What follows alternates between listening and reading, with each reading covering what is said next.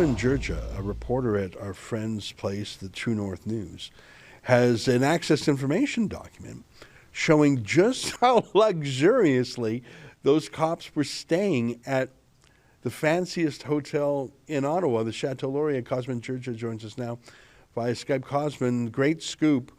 I don't begrudge police staying in a comfortable hotel.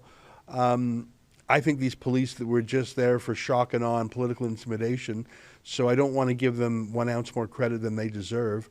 They were brutal bullies. They shot our friend Alexa. They stomped on people with a horse. They followed outrageous orders that if we saw it being done in an authoritarian regime, we'd call out.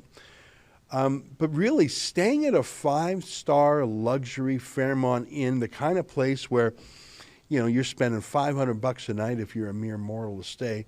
What were the cops doing stationed at the 5-star luxury hotel?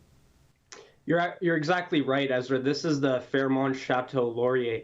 And if you've ever been there, it's the, height of luxury of hotel stays in Ottawa. Why didn't they stay at a Best Western or alternatively somewhere else? In reality, they weren't actually even sleeping there. They used the Fairmont as a buffet.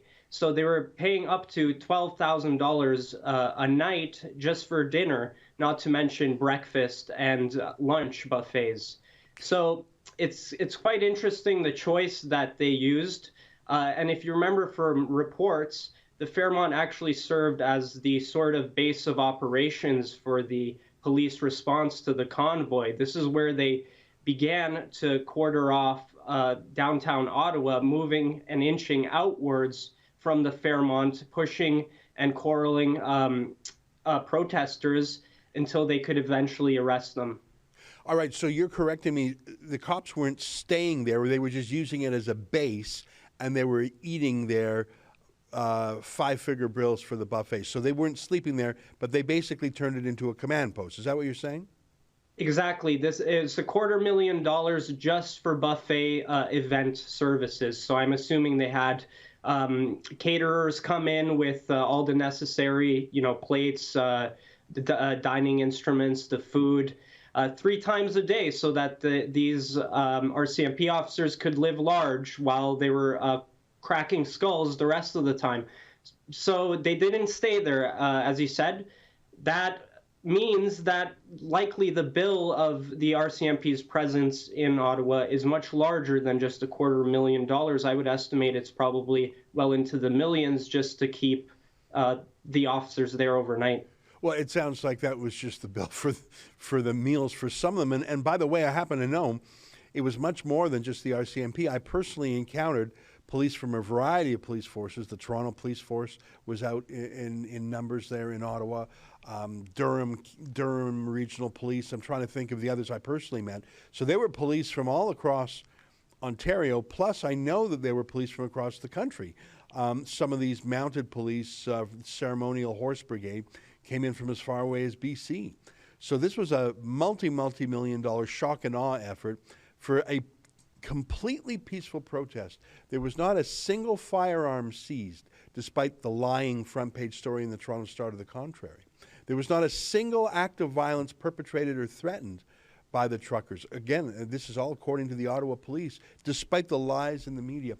And one of the most atrocious lies, completely bought and repeated by the legacy media and magnified by Liberals, including Trudeau himself, was that there was some act of arson committed by a trucker. It was suspect from the word go.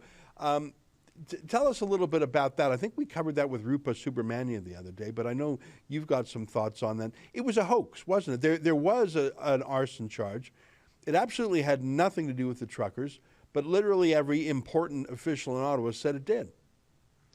Yes, absolutely. The government, including the Liberals, NDP, the mayor of Ottawa, jumped the gun with the arson and used this event. It was a suspected, no suspects had been caught or identified yet, to accuse the peaceful demonstrators of attempting to burn people alive in a residential building. I mean, the event itself is truly horrific.